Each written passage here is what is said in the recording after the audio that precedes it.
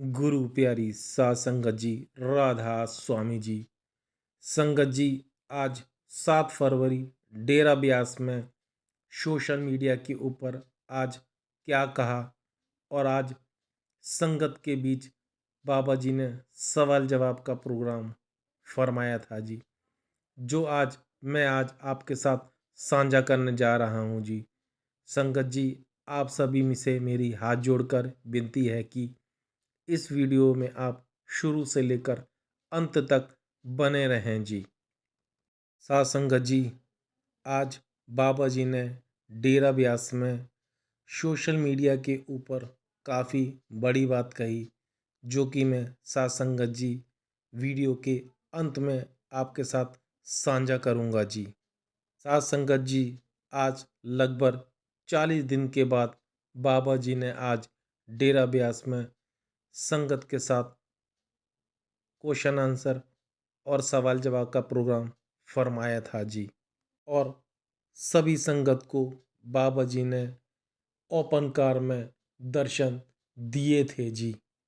साथ संगत जी, जैसा कि मैंने अपनी पिछली वीडियो में आपके साथ साझा किया था, जहाँ जहाँ बाबा जी ने टूर करा था जी, जिस भाई बहन ने नहीं देखा वह मेरे चैनल पे जाके देख सकते हैं जी, और मेरे वीडियो को सुन सकते हैं जी। सासंगत जी, जो आज हमें अपडेट मिला था वो यह था कि आज 40 दिन के बाद जब बाबा जी ने संगत के साथ सवाल जवाब फरमाए थे जी, तो काफ़ी संगत भावुक और कुछ संगत रोने भी लग गई थी जी, क्योंकि एक मुर्शद ही जान सकता है अपने गुरु का विछोड़ा जी।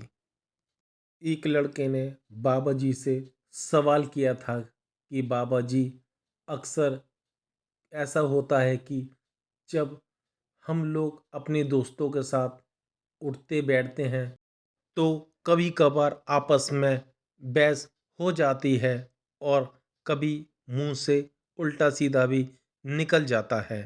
तो उस लड़के ने बाबा जी से पूछा था कि बाबा जी, इस पर भी क्या कर्म बनते हैं। इस पर बाबा जी ने उस लड़के को समझाया था कि बेटा, हर इंसान के हर चीज़ के ऊपर कर्म बनते हैं। इसलिए कहा जाता है कि हमें जो भी करना है बड़ी सोच समझ के करना है। और बेटा, जहाँ प्यार होता है वहाँ पर बेटा आपस में तकरार और गिला शिकवा भी होते हैं। तो इसमें कोई ऐसी चिंता करने वाली बात नहीं है। फिर आगे एक लड़की ने बाबा जी से डर के ऊपर सवाल फरमाया था जी, पूछा था कि बाबा जी, हमें डर किस लिए लगता है और क्यों लगता है। इस पर बाबा जी ने उनको समझाया था कि बेटा, जो हमारे मन पर प्रभाव होते हैं तो मन हमें डराने लगता है। इसलिए हमें इस अज्ञानता से निकलकर हमें बाहर उजाले की तरफ और जागृत अवस्था की ओर लेकर अपने मन को जाना है। तब यह मन के प्रभाव हमसे दूर होते जाएंगे। फिर उसके बाद हमें इन चीज़ों से डर नहीं लगेगा। फिर आगे एक बहन ने बाबा जी से सवाल किया था कि बाबा जी, कभी कभार दूसरे लोग हमारा फ़ायदा उठा लेते हैं। तो इस पर बाबा जी ने उन बहन को समझाया था कि बेटा, इसलिए तो कहा जाता है कि अपनी बागडोर किसी के हाथ में नहीं देनी चाहिए, नहीं तो वह भी हमारा फ़ायदा उठा लेगा।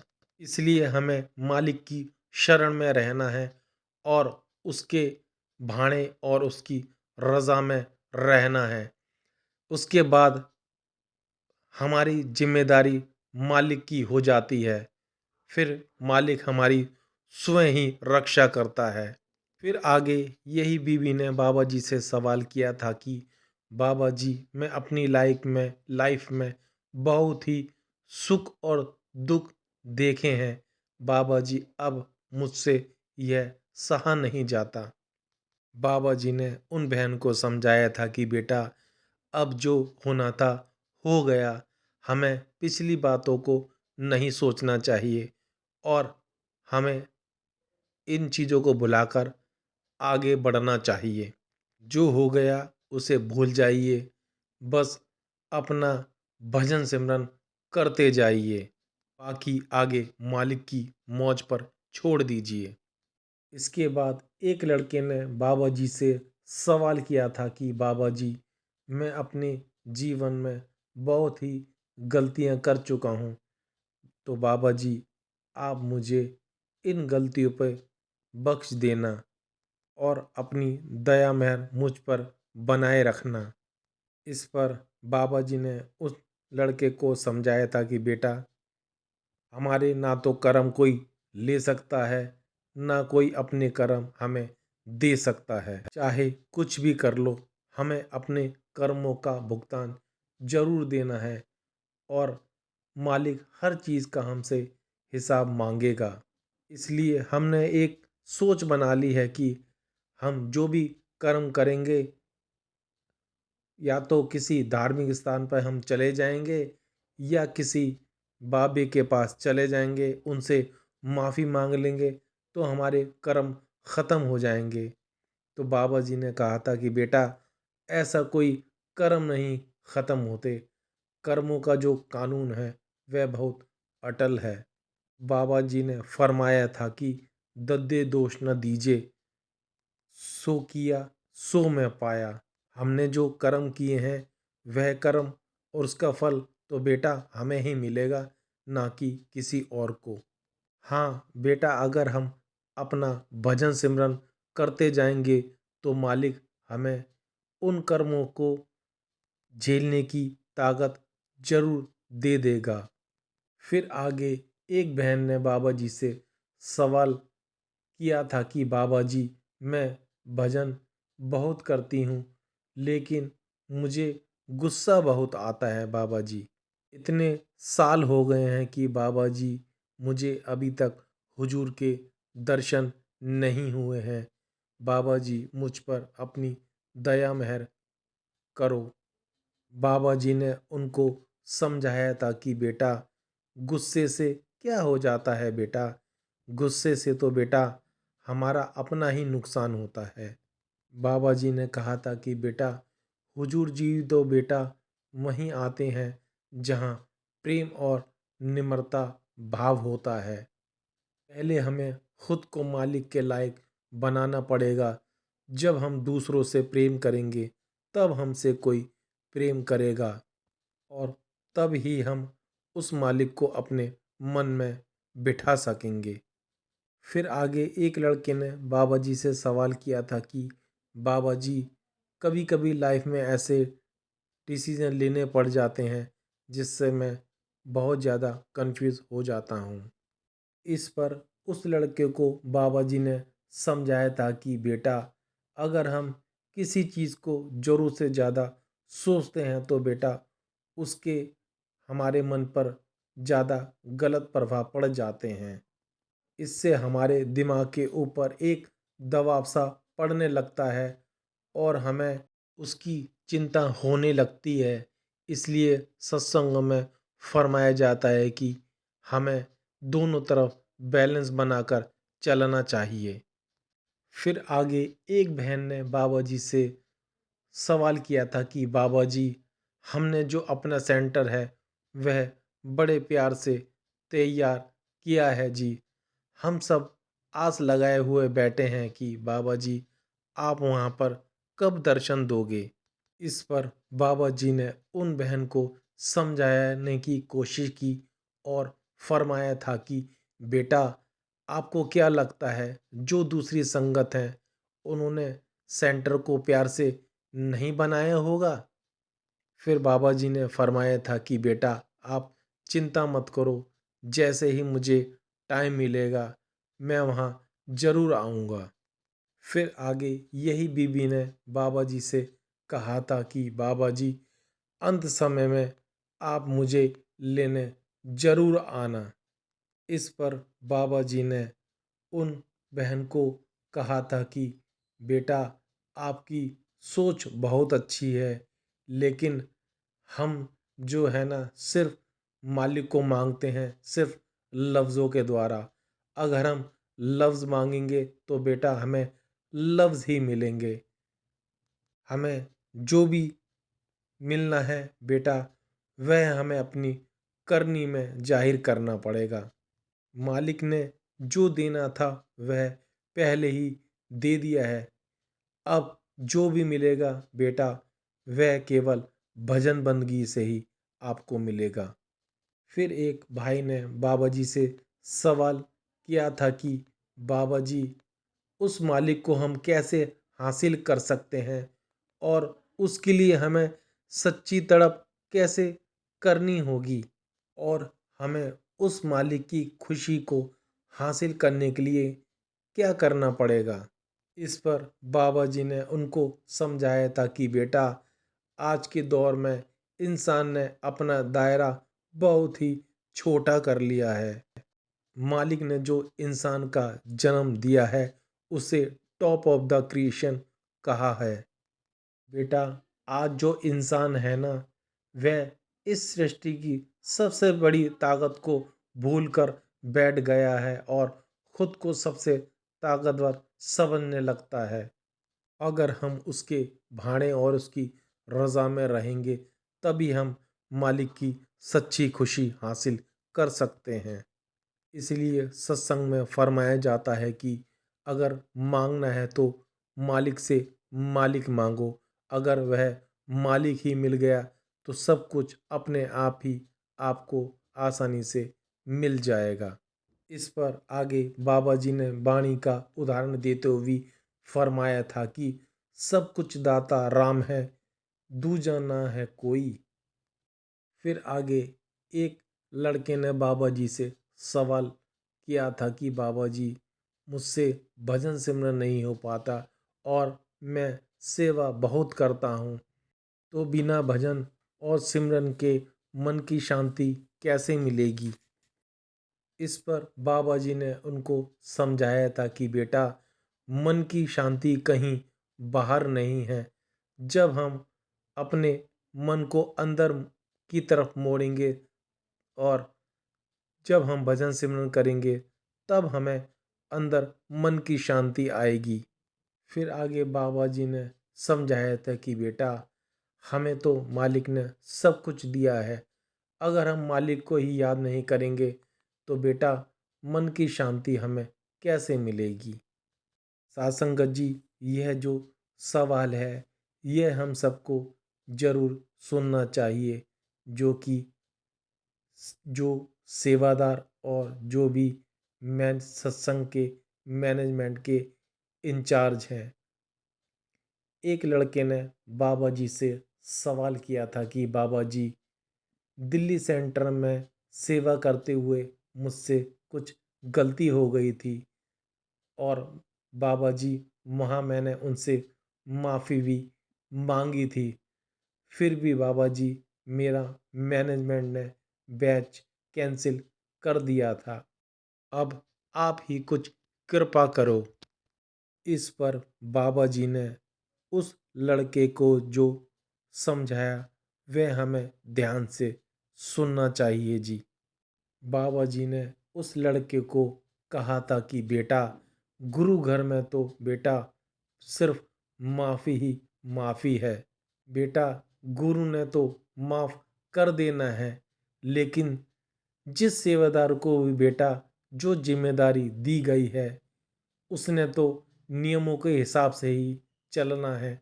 अगर मैनेजमेंट ने बेटा कुछ नियमों बनाए हैं, अगर उसका पालन संगत नहीं करेगी तो बेटा बात कैसे बनेगी।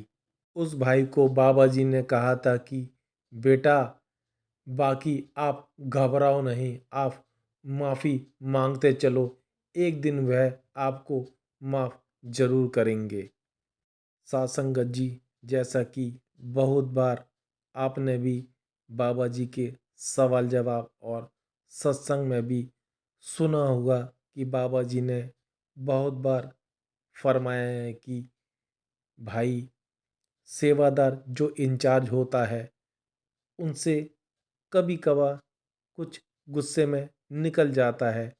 हमें उनकी कुछ बातों को दिल पे नहीं लगाना चाहिए।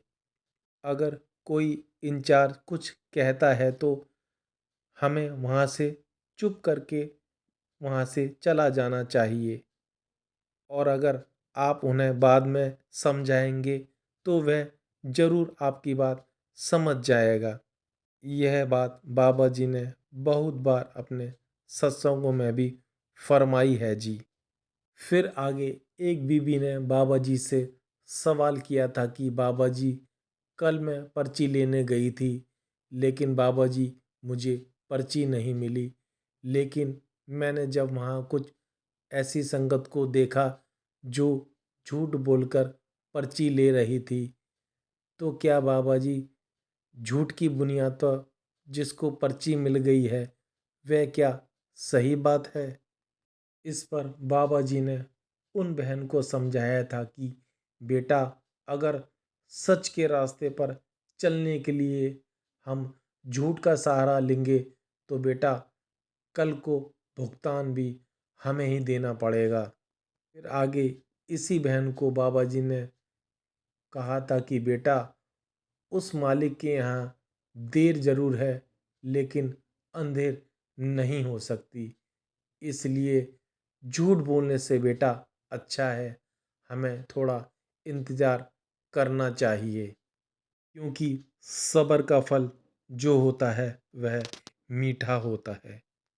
फिर आगे एक लड़के ने बाबा जी से सवाल किया था कि बाबा जी, सेवादार मच्छर को मारते हैं तो क्या मच्छर को मारने से क्या हमारे कर्म बनते हैं? तो वहाँ पर बाबा जी ने हंसते हुए उस लड़के को कहा कि बेटा, मच्छर काट गया तो मलेरिया हो जाएगा। अगर बेटा मलेरिया हो गया तो क्या अच्छी बात है? फिर बाबा जी ने आगे हंसते हुए एक बात और कही कि हंसने वाली एक बात और थी कि बेटा, मच्छर नहीं काटता बल्कि जो फीमेल मच्छर होती है ना, वह खून बहुत चूसती है।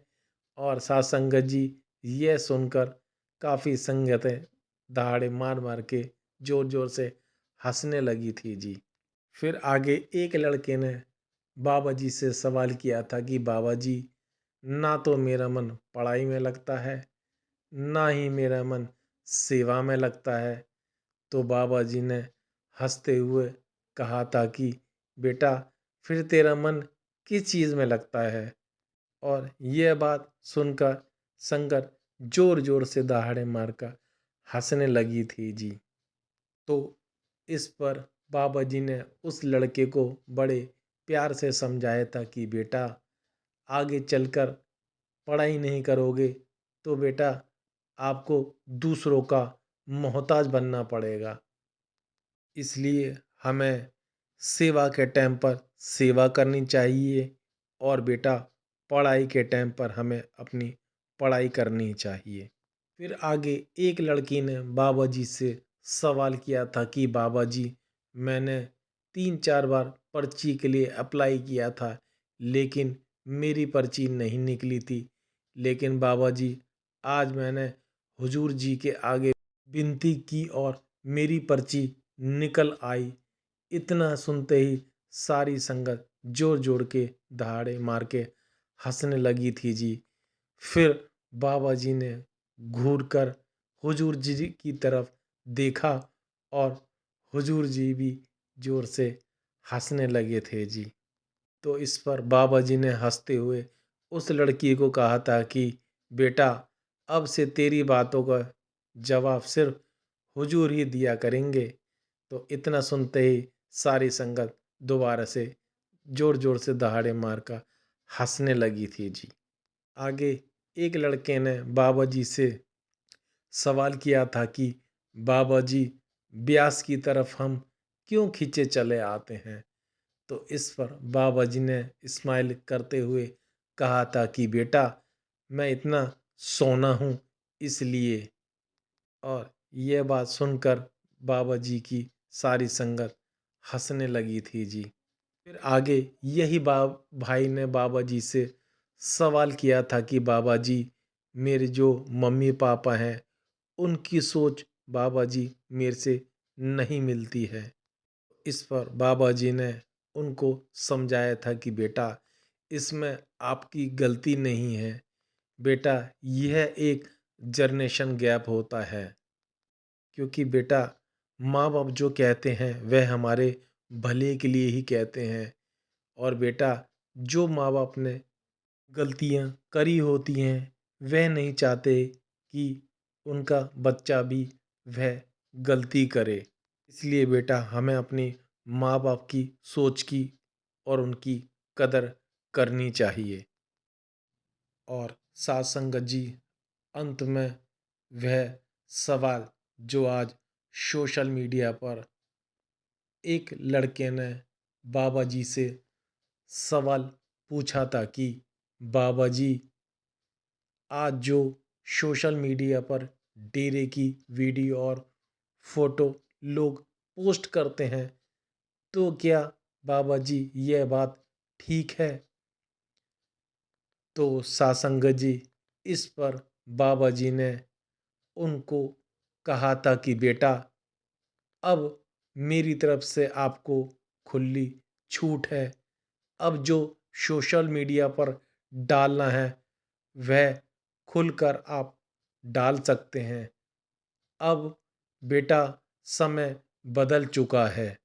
संगत जी, यहाँ पर बाबा जी का कहने का मतलब है कि सोशल मीडिया पर आप डेरे की पोस्ट डाल सकते हैं। बाबा जी की तरफ से आपको इजाज़त मिल गई है। सासंगत जी, मैं बस आपसे यही कहना चाहूँगा कि बाबा जी ने हमें खुली एक छूट तो दे दी है, लेकिन सासंगत जी, हमें फिर भी बाबा जी की प्राइवेसी रख कर चलना है जी। बाबा जी तो कुल मालिक हैं, उन्होंने यह कह भी दिया है, लेकिन हमें मालिक के भाड़े में ही रहना है और हमें मालिक की खुशी हासिल करनी है। इसलिए जितना हो सके हमें बाबा जी की बातों पर अमल करना है जी। और जितना ज़्यादा हो सके हमें बाबा जी की भी प्राइवेसी पर ध्यान देना है जी। तो साथ संगत जी, अंत में मैं आपसे विदा लेता हूँ। साथ संगत जी, अगर यह वीडियो आपको अच्छा लगा हो तो आप इसे शेयर भी कर सकते हैं, और आप चाहें तो मेरे चैनल को सब्सक्राइब भी कर सकते हैं।